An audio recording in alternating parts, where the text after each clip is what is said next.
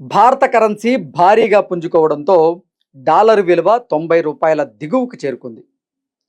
భారత కరెన్సీ ఒకరోజు బలహీనపడుతోంది, మరొక రోజు బలపడుతోంది. ఇంతకీ భారత కరెన్సీ అంతర్జాతీయ మార్కెట్లో పరిస్థితి ఏంటి అనేది మనం పూర్తి స్థాయిలో విశ్లేషణ చేసుకుందాం. ప్రస్తుతం మనతో పాటున్నారు ప్రముఖ ఆర్థిక రంగ నిపుణులు, ప్రముఖ real estate expert Nanduri Ravikumar గారు. సార్తో మాట్లాడదాం. సార్ నమస్తే. నమస్తే. భారత కరెన్సీ ఒక్కొక్క రోజు బలపడుతోంది, మరొక రోజు బలహీనపడుతోంది. ప్రస్తుతం చూసుకున్నట్లయితే భారత కరెన్సీ భారీగా పుంజుకుంది. దానివల్ల డాలర్ విలువ 90 రూపాయలు దిగువకు చేరుకుంది. ఏంటి సార్ అసలు పరిస్థితిని ఎలా చూడాలి ఇది? ఇప్పుడు ఇది వరకట్లో పోలిస్తే మన రూపీ అంటే మన రూపీ టర్మ్స్లో మాట్లాడుకోవాలి. ఎందుకంటే మనం ఇటువైపు నుంచి ఉన్నాం. డాలర్ టర్మ్స్లో మాట్లాడుకుంటే వాళ్ళకి అంటే అమెరికాలో ఉన్న వాళ్ళకి డాలర్ టర్మ్స్లో వాళ్ళకి మన రూపీ 91, 90 అలా వాళ్ళకి వస్తుంది. సో మనకి ఏంటంటే రూపీ విలువ పతనం అవుతుంది. అంటే 90 రూపాయలు ఇస్తే గానీ $1 రావట్లేదు. అలాంటి పరిస్థితి మనకు వచ్చింది. మనం ఇప్పుడు 91 దాకా వెళ్ళిపోయింది. అది 91 దాకా వెళ్తే అందరూ కూడా అల్లకల్లోలం అయిపోయింది. మొత్తం కూడా అతలాకుతలం అల్లకల్లోలం అంటారు చూసారా. ఎందుకని మనము ఇంపోర్ట్స్ చేస్తాం, చాలా మటుకు మనం ఇంపోర్ట్స్ డిపెండెంట్ కంట్రీ అనమాట. ఏవైతే ఇంపోర్ట్స్ చేస్తామో ఆ ఇంపోర్ట్స్ అన్నిటికీ కూడా మన బిల్లు పెరిగిపోతుంది. మనకి 2 అకౌంట్స్ ఉంటాయి, కరెంట్ అకౌంట్ ఒకటి, క్యాపిటల్ అకౌంట్ ఆర్బీఐలో. సో ఈ కరెంట్ అకౌంట్ డెఫిసిట్ పెరిగిపోతుంది. ఎప్పుడైతే డెఫిసిట్ పెరిగిపోతుందో ఇన్ఫ్లేషన్ పెరిగిపోతుంది. సో ఆ పరిస్థితి వస్తుంది కాబట్టి అండ్ మనకి ఎక్స్పోర్ట్స్ బాగా దెబ్బతిన్నాయి. మనం గతంలో కూడా చెప్పుకుంటూ జరిగింది. ట్రంప్ వచ్చిన తర్వాత ఆయన నిర్ణయాల వల్ల మనకి చాలా ఎఫెక్ట్ అయినాయి. ఫస్ట్ పర్టికులర్లీ మన జ్యువెలరీ ఎక్స్పోర్ట్స్ ఏవైతే ఉన్నాయో అవి ఎక్స్పోర్ట్స్ దెబ్బతిన్నాయి, టెక్స్టైల్ ఎక్స్పోర్ట్స్ దెబ్బతిన్నాయి. అండ్ మనకి చూస్తే సాఫ్ట్వేర్ మీద కూడా చాలా సర్వీసెస్ మీద కూడా మనకి 25% వేసి దాని మీద కూడా టారిఫ్లు వేయటం వల్ల అన్ని రకాలు కూడా అంటే ఈ సుంకాల నేపథ్యంలోనే భారత కరెన్సీ విలువ పతనమైందంటారు. అంతే. ఎందుకు పతనం అయిపోయింది అంటే ఈ విధంగా మనం తగ్గిపోతుంది. మన బిల్లు మాత్రం అలాగే వెళ్ళిపోతుంది, అవుట్ ఫ్లో మాత్రం అలాగే వెళ్ళిపోతుంది, ఇన్ఫ్లో తగ్గిపోతుంది. మనకి దానికి ఇంపోర్ట్ సబ్స్టిట్యూట్స్ పెంచుకోవాలి.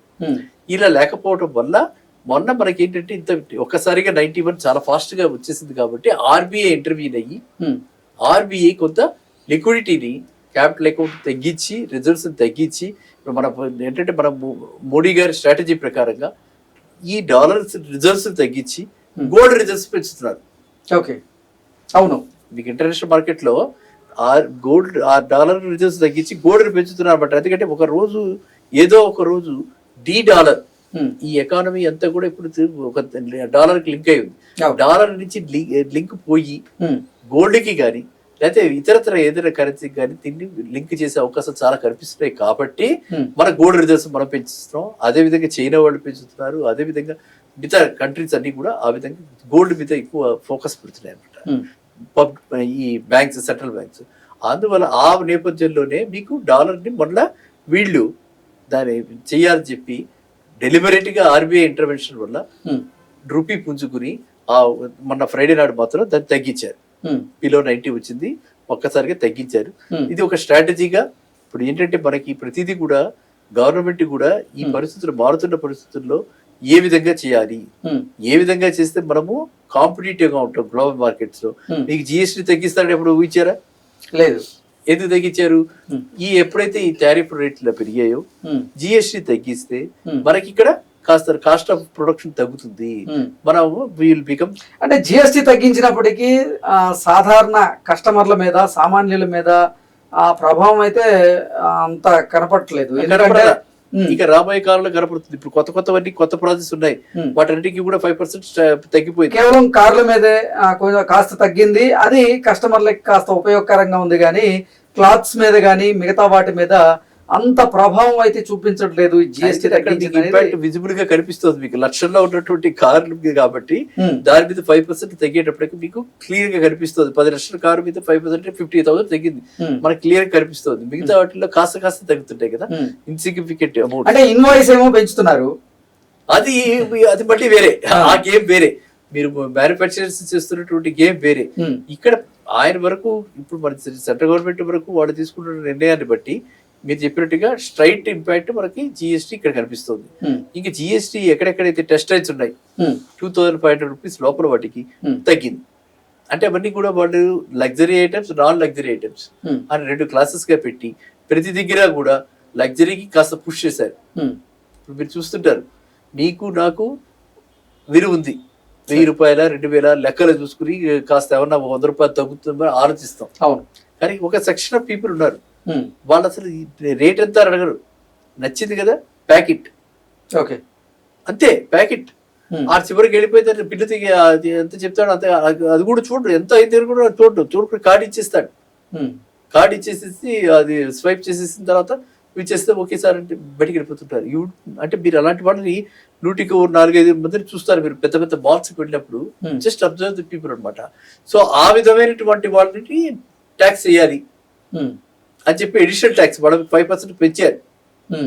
ఇక్కడ 5% తగ్గించారు. 2500 మన ఏప్రిల్ అనుకోండి, షర్ట్ 2500 పైన ఉంటే వాడికి అంత ముందర కంటే ఇప్పుడు 5% పెంచారు, తక్కువ ఉంటే 5% తగ్గించారు. అలాగే కార్లలో కూడా లగ్జరీ కార్స్ కి పెంచారు, non luxury cars, common man cars కి పెట్టుకున్న అన్నిటికీ going by the CC 1000 cc అనుకుంటే 1000 cc లోపల కార్లు అన్నిటికీ కూడా వాళ్ళు తగ్గించారు.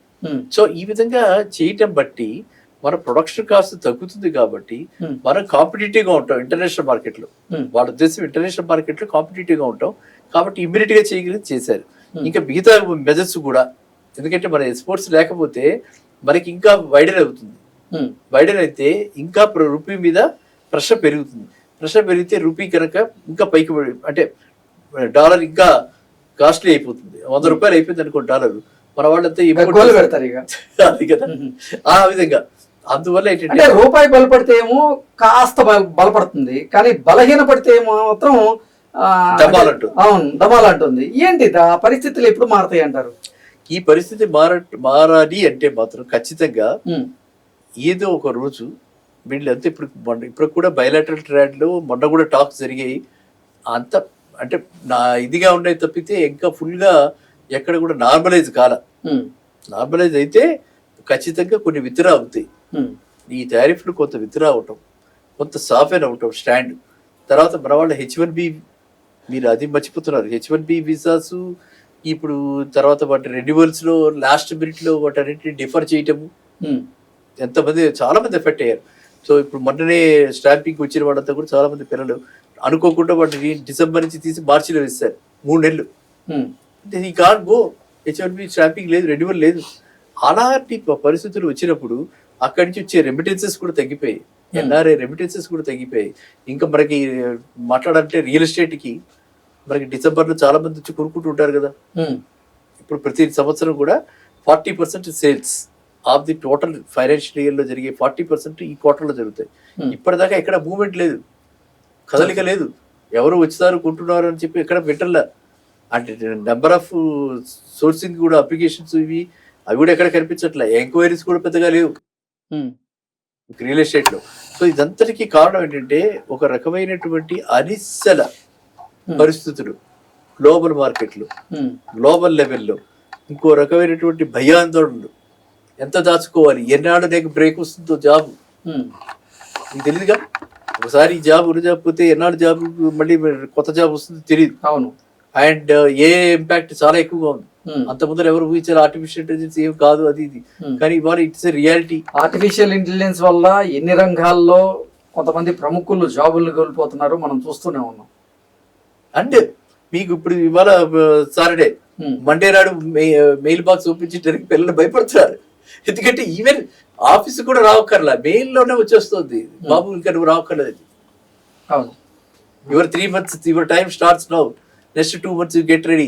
ఇట్లాంటివన్నీ వచ్చేస్తున్నాయి. పెద్ద పెద్ద companies, I'm not talking about small company, Amazon, Google, ఇలాంటి పెద్ద పెద్ద క్వాల్కామ్ ఇలాంటి కంపెనీస్ లో కూడా ఇలాగ జరుగుతుంది లే ఆఫ్లు. కాబట్టి ఇన్ని అన్నిశ్చల పరిస్థితులు ఉన్నాయి కాబట్టి డాలర్ ఇన్ఫ్లో తగ్గింది కాబట్టి మనకి రిజర్వ్స్ నుంచి వాడుతున్నాం కాబట్టి డాలర్ ఈ విధంగా ఎప్రిషియేట్ అవుతుంది, రూపీ పతనం అవుతుంది.